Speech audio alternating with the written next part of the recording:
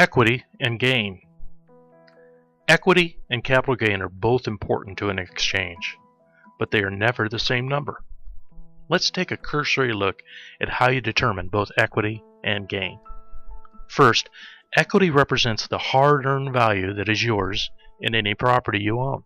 So, if you take your gross selling price and subtract your closing expenses or closing costs, and then further subtract the amount of any debt, that remaining number which is left over will be your equity in that property.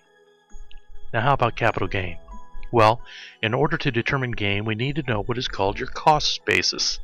And your cost basis is going to be informed by when you bought the property. So when you bought the property, you had a purchase price, correct? Well, that will be the start of your cost basis, which actually changes over time.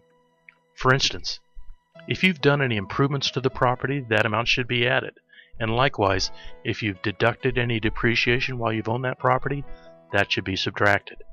Therefore, let's determine your cost basis and gain this way. Let's find our final cost basis, or what we call adjusted basis. That will be our original purchase price, plus any improvements, and then less any depreciation. That will give us our final adjusted basis. Now let's once again take that net selling price from our sale, deduct our final adjusted basis, and bingo, that will be our capital gain. One last thing, here's a very simple rule that works in exchanges if you want to have a totally tax-free transaction. And that is, do these two things and your exchange should be tax-free. Number one, buy a replacement property that is equal or greater in value than your net selling price of that relinquished or exchange property.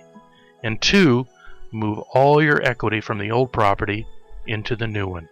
If you do those two things, you'll have a tax-free transaction.